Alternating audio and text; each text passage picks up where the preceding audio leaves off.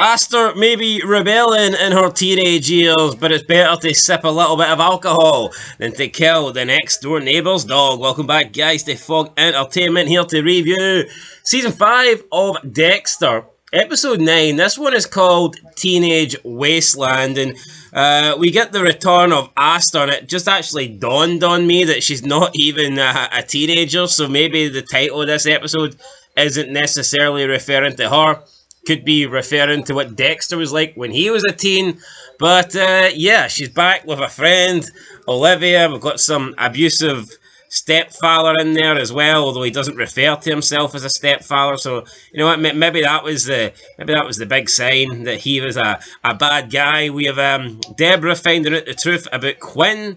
And we've got Stan Liddy basically refusing to step down because he thinks he's got his teeth stuck in to something major here with Dexter and Lumen. Something major being his camera, but will Quinn want to read those pictures and take any more? Well, I mean, Liddy will take as much money off Quinn as he wants. But here, his severance package looked pretty good. It did, didn't it? It looked more than $500. He gave him a scrumpled up bundle of $100 bills.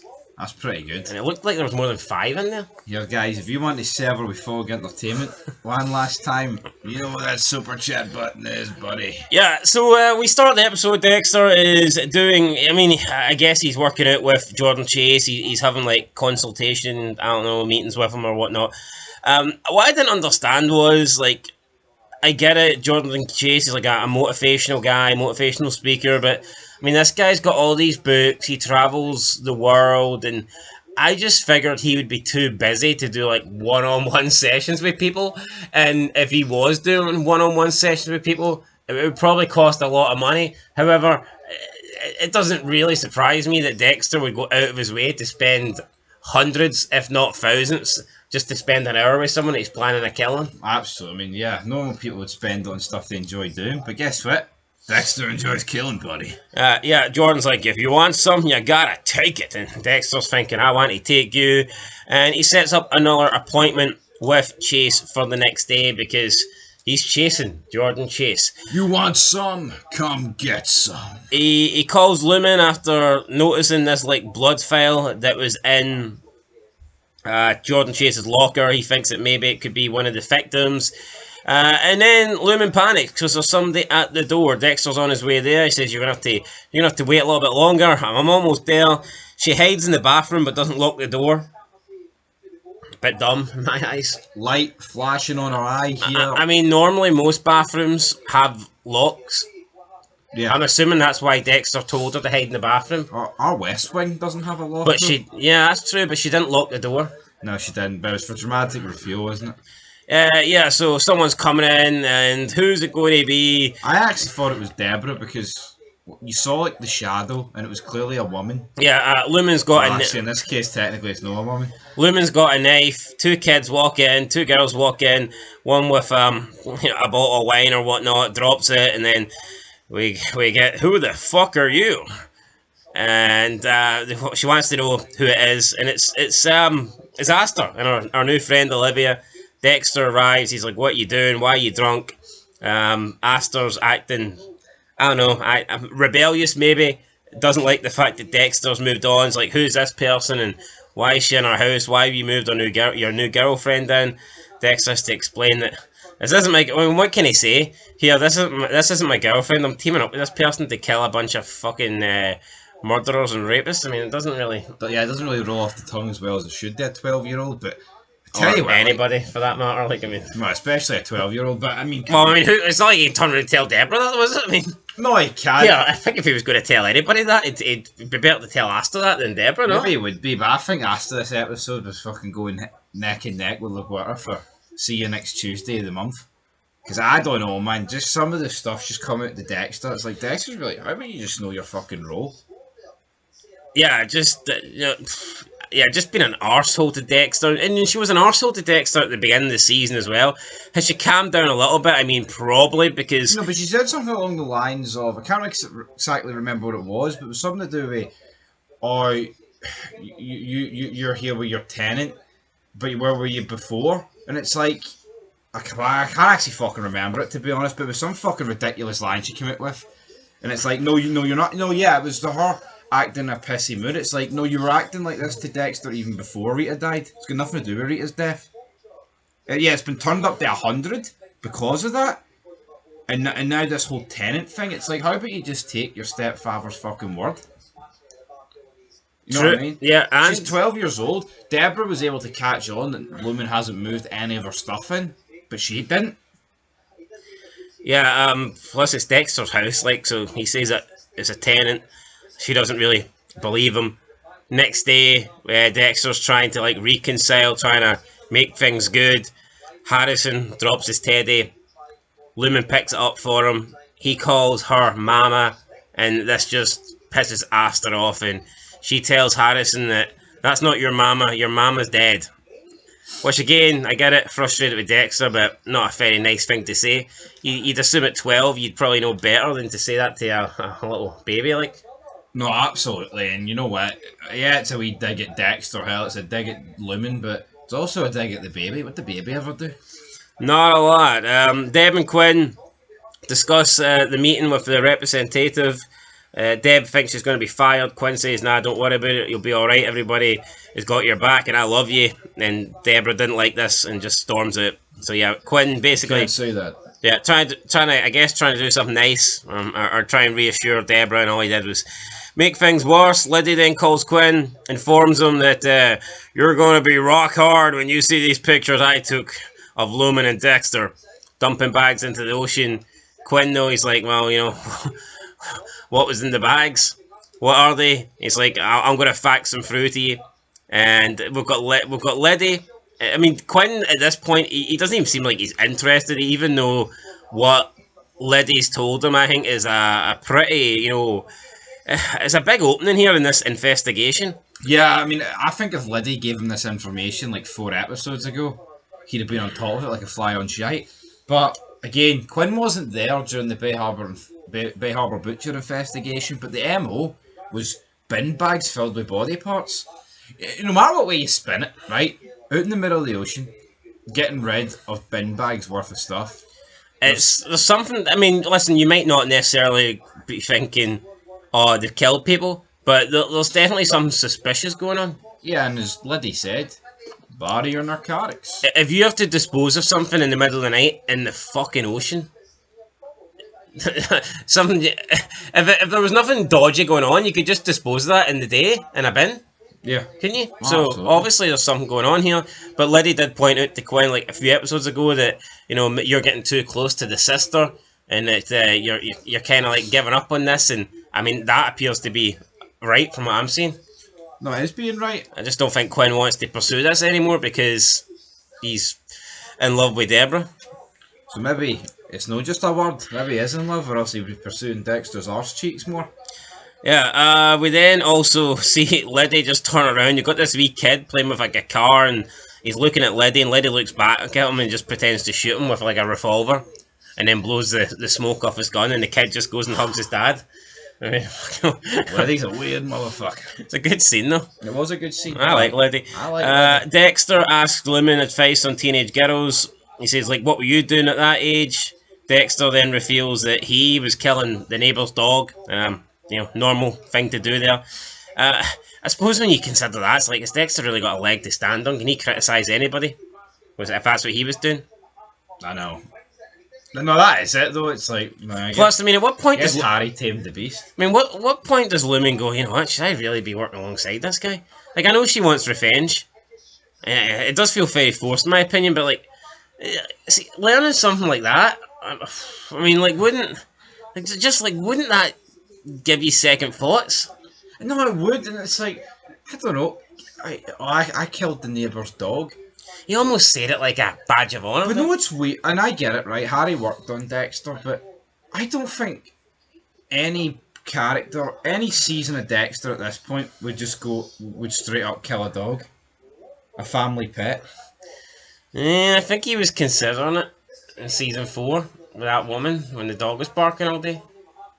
Then he just gave it to that like Mexican family, remember? Ah, well, maybe. But even then... Maybe Harry sat next to him and says, yeah, Dex, can't be doing that again. Aye, fuck me, you need to reel it in. It's not a very, you know, protagonist manoeuvre. Not No, a manoeuvre. it's not. Right, Debra's been assigned to the file room. She looks over some files with that woman who's in the file room. I just cannot remember her name. Frances, that's the one. But Deb, being Deb, she can't just assign files. She needs to start looking through them. And she looks over the barrel file and she comes to the conclusion that here there's multiple people that are doing this and not just one. She goes to Batista, she goes to Masuka, and they determine that they're going to have to reopen this case, but Debra can't say to LaGuerta because she's in the shit right now, and Masuka has not got the nutsacks to say to LaGuerta, so I guess Angel decides, well, look, my marriage is pretty much already over at this point. I'll be the one to tell her that we need to. I'll get the hammer, you get the nail. Yeah, Dexter then goes and does another session with Jordan Chase, gets a little sample of the blood, but he leaves and Jordan Chase notices that his locker was slightly open, and then he gets a bit of blood on him, which I guess, hence the fact it was open. yeah, or it's been tampered with or something. He smudges it, he sees that the blood's actually dry, and he's like, or wet even, and he's like, obviously Dexter must have been doing something here, and we see Jordan Chase pondering what the hell is going on here. But also the fact Dexter's given his own name here. He knows he does forensics. Yeah. He's not Cal Butler. Sloppy. It is sloppy. It's very, very fucking sloppy here. I think. You know what? I get why he got the blood here. I do, but at the same time, you already know he's done it. Like, pretty much. I know there's no tangible proof, but actually getting this blood didn't prove shit. Yeah, I mean, the blood could have been of anyone, like a lost family member or something. Although, do you think it's a bit weird now to someone to have a blood necklace or something? No, it is weird, but I would say the guarantee that he was a part of it was stronger than this necklace belonging to someone that was dead or connected to give him proof. Yeah, no, definitely. So, Dexter's on to Jordan, but Jordan is aware now that Dexter's on to him, so that doesn't look too good for him. Dexter then arrives at the department. He has a conversation with Masuka. He talks about how his teenage daughter is there with her friend, and Masuka turns around and goes, "What age is her friend?" and Dexter has to remind Masuka that she's only 12. And then he's taking blood and samples, and Masuka's like, "Are you checking for an STD?" And it's like, Jesus fucking Christ.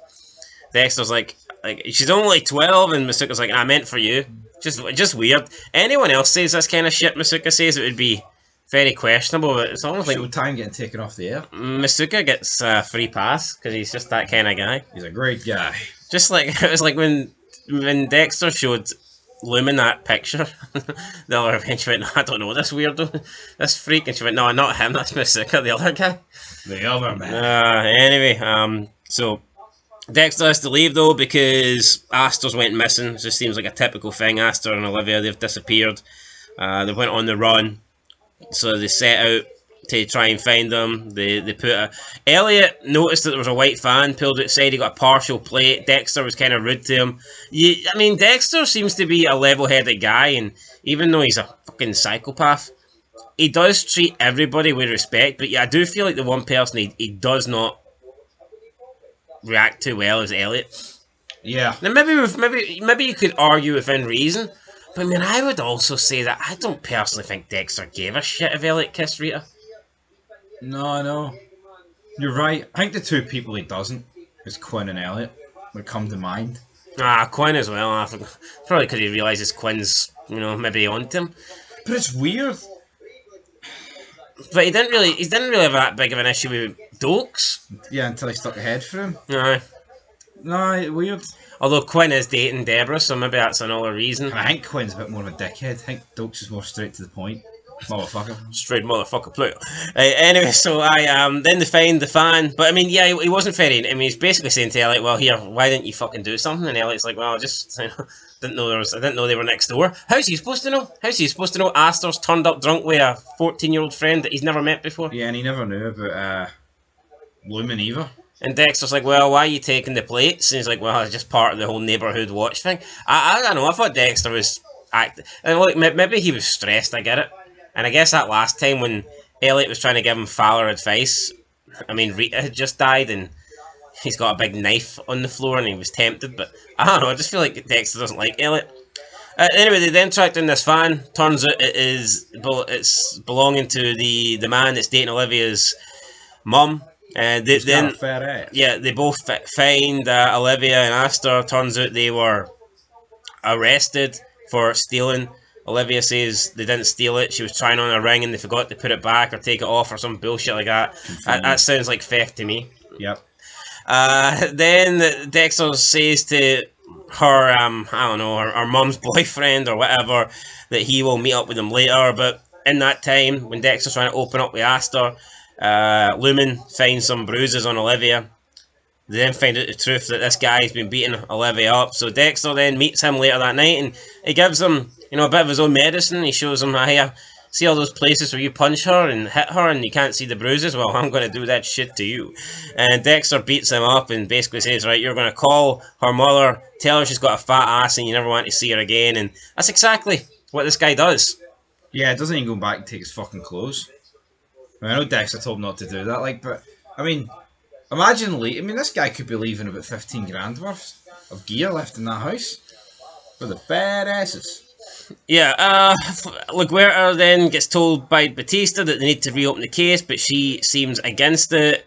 Then Debra confronts LaGuerta and basically says, why have you got this in for me? You're trying to turn Batista against me. You're taking this case off just to protect yourself. Suspend it, Quinn. Yeah, to leave me without a partner. And Maria decides that, alright, she'll reopen the case, but she's only trying to protect Batista, in her own words, and that she never did anything to hurt Debra with Quinn. She says that she actually suspended Quinn, didn't put him on holiday, because she was trying to protect Debra's brother, which leads Debra and Quinn having a conversation, to which Quinn admits that he was investigating the death of Rita, and that he pretty much was drawing comparisons, and he thought that Dexter may have somehow been involved with this whole Kyle Butler character, or perhaps that Dexter was Kyle Butler himself, and this just seems to piss off Debra. I can kind of understand it. Quinn's like, look, I'd never done anything to hurt you, but she's like, you've accused my brother, or you even thought my brother was involved in the death of his wife. How's that not supposed to fucking hurt me? Yeah, but you know what? I think Quinn's justified here. A, he actually was Kyle Butler, right? We need to disclose that. And B, the sketch looked like him.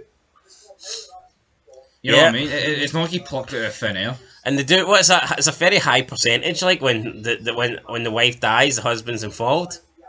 It's not like a very high percentage. No, there is, but also the fact that 3 different people drew very similar versions of Dexter, but they couldn't quite match it up completely. And you're always told, as a cop, you're supposed to go with your gut. And that's all Quinn did. Went with his gut. Now, Quinn's actually right. Now, everyone thinks he's wrong, but Quinn's actually dead on the money. But look at Debra. How many people has Debra dated or been close to, and they've ended up being fucking killers? Yeah, she accused that guy of the boring guy that went to the gym. Not Anton. The boring guy before him. Aye. The gym guy. She accused him of being a writer, just trying to get her story of the ice truck killer, when in reality he was writing children's books. Yeah. Then you've got the ice truck killer himself. How many people... Yeah, so, look, she's misjudged people. The only problem is, Quinn's not misjudged Dexter, he's actually right. He's bang on the banana. He's bang on the banana, as some people on a shitey, overrated podcast would say. So yeah, that's Debra and Quinn. They're not doing good, so they're not, they're pretty much, do you think they're done at this point, or what? I'd say so. Honestly, I don't really see what better way Quinn could have explained it. You know what I mean? Yeah, probably. Right, we then, later on, we get Liddy turning up to Quinn's apartment. He's already there. Quinn goes home. He's eating chicken and tequila. I think it's late at night, and Quinn just walks in, thinking that Deb's, and maybe, forgiving him, maybe coming back. And it's not. It's Liddy. He's sitting in his recliner, eating chicken, drinking tequila. And Quinn's like, what the fuck are you doing here? Get out of my apartment. Liddy wants to show him these pics. He shows him the pics, and at this point, Quinn just doesn't seem to care, which is mental, because when he first started giving Liddy money to investigate, Quinn would have been all over this. No, absolutely, and I think imagine the combination of fucking tequila and chicken. Weird combination, but Liddy was fucking getting into it. He was sinking his teeth into that chicken and then drinking back that. He was sinking that ball. Yeah. Then Quinn basically tells him to get the fuck out. Liddy's like, right, well, I'll just go and speak with Debra then and see what she thinks of it. And Quinn grabs him, tells him, you stay fucking away from her. Don't mess with me. And Liddy's like, I told you not to fuck with me, Quinn. And, he walks off. So, yeah. He did get a severance package, though. He did. But I've got a feeling that Liddy's not going to, drop this. No, he's not going to drop it. I think he's going to shove that camera up Dexter's arse. Something like that. It's a weird guy when they surprise me if he done that. LaGuerta then tells Batista that she's reopening the case. And you can sleep on the stairs instead of the couch, I say. Yeah, she wants to know if that means he'll come back to bed, but he says there's a long way to go before he gets from the couch to the bed, so I don't know. No, I don't get it. Why the fuck isn't she on the couch? Yeah, but it also feels like the beef was from her towards Angel. Now it feels like he's more pissed off at her. This is just a marriage that was never ever going to work, man. Has he been sleeping on the couch since the beginning of season 5? Aye. He must have a sore neck. Yeah. Fucking hell, like. Although if it's her couch, she lives in a better house, doesn't she? So why doesn't he just stay in his house then? Did he give up his apartment? Maybe. I don't know. Dexter then drives Olivia back to her parents. She thanks him. He then drives Astor to her grandparents. She invites them in. She's like, well, that'll blow your whole cover that you're in Miami. But she doesn't care. So, yeah, it looks like Astor and Dexter are on good terms again. And Harrison drops his wee toy and says Mama. So Astor realises that he wasn't calling Lumen Mama after all. Dexter then has he reunites with the grandparents and Cody, but we don't see this shit. It's off screen. Yeah, maybe that's cool. You know what? It would have been a good scene to see because I think Cody and Dexter have a good relationship. But I guess if this is like a one-off appearance from Astor and they don't really want to show too much more, who knows? I like Dexter without the kids. You know what I mean? It's hard enough passing off, Harrison to the babysitter every episode. See, with 3 kids trying to kill people, man, it's practically impossible. Yeah, Dexter goes back to the lab then to get the blood report from Chase's file, and it's matched to a woman called Emily Birch. And it turns out this is not a Barrow Girl victim. She's still alive. She's got like multiple claims against her and all this stuff. So we don't know who she is, but Dexter assumed that she would be a victim, and she's not. Does this somehow mean that this lessens Chase's guilt in Dexter's eyes because it's not a victim? Surely this means that Dexter must be less up until this moment. Obviously, the next scene kind of confirms it, but I mean, is it fair to assume that if Chase just dropped this and Dexter found out that this Emily Birch person wasn't one of these victims, that he would have maybe moved on and went, well, it's no proof that Chase is one of the killers?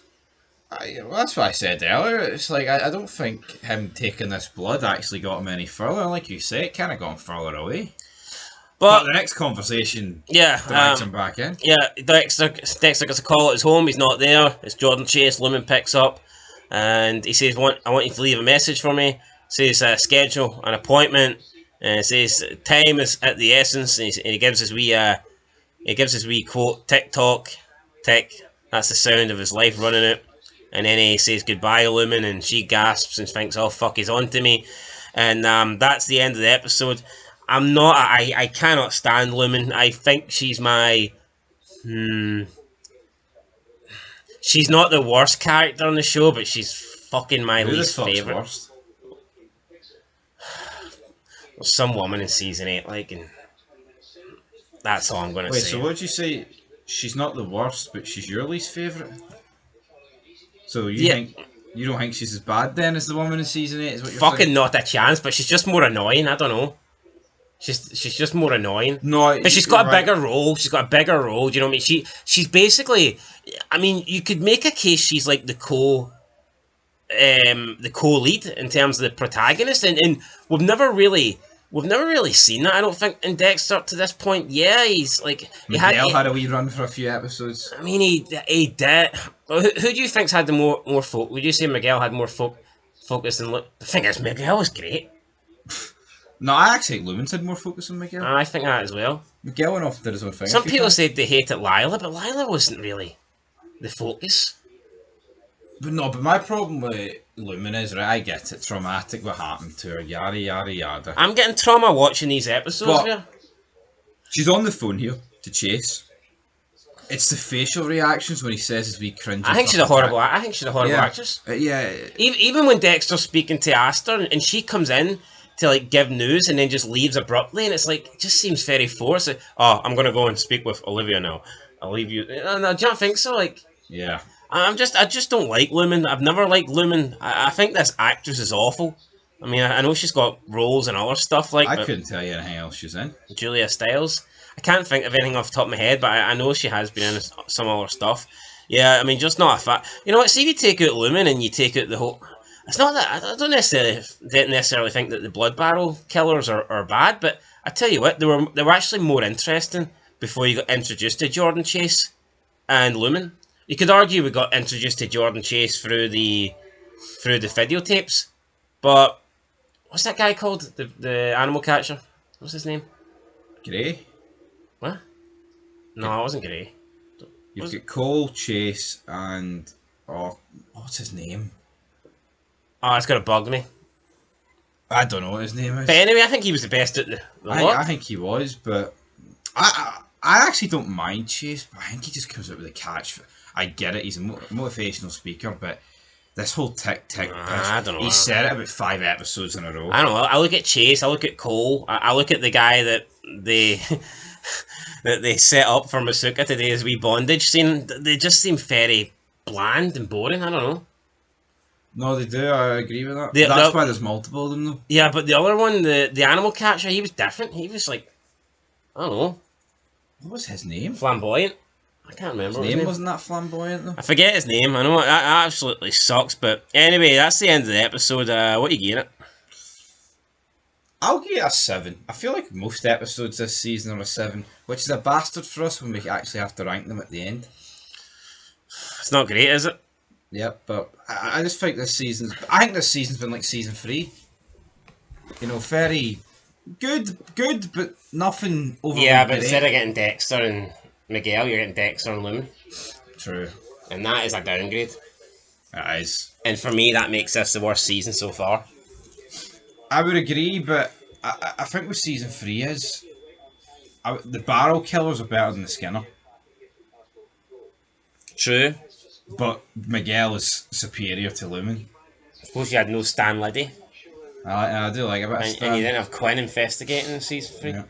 So, anyway, that's it, guys. We'll catch you in the next one. 7 out of 10. Till next time. Peace.